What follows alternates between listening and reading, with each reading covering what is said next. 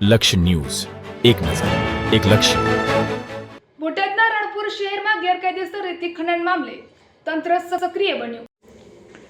બોટાદ જિલ્લાના રાણપુર શહેરમાં ગેરકાયદેસર રેતી ખનન સામે તંત્ર બન્યું સક્રિય.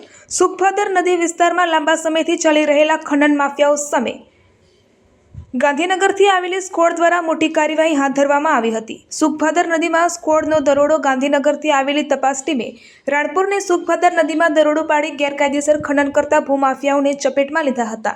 આ દરોડા દરમિયાન સ્થળ પરથી એક જોન્ડિયર કંપનીનું લોડર તેમજ એક અશોક લેન્ડેડ ડમ્પર કબજે કરવામાં આવ્યા હતા.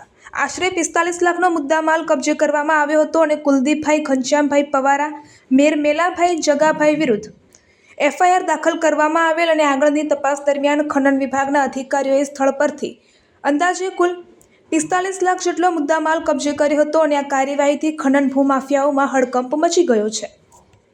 પોલીસને સોંપાયો મુદ્દામાલ. કબજે કરેલ લોડર અને ડમ્પર સહિતનો મુદ્દામાલ આગળની કાર્યવાહી માટે રાણપુર પોલીસ સ્ટેશન ખાતે સુપરત કરવામાં આવ્યો છે. પોલીસે પણ આ મામલે કાયદેસરની કાર્યવાહી શરૂ કરી છે.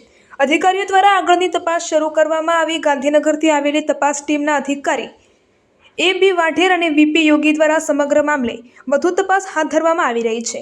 ખનન ભૂમાફિયાઓના નેટવર્ક સુધી પહોંચવા માટે તંત્ર દ્વારા તપાસને વધુ ગહન બનાવવામાં આવી છે. તંત્રની કડક કાર્યવાહીનો સંકેત. આ દરોડાને લઈને સ્પષ્ટ થાય છે કે હવે ગેરકાયદેસર ખનન સામે તંત્ર કડક વલણ અપનાવી રહ્યું છે. સ્થાનિક લોકોમાં પણ આ કાર્યવાહીથી રાહતની લાગણી જોવા મળી રહી છે. રિપોર્ટર અજય પરમાર, રાણપુર.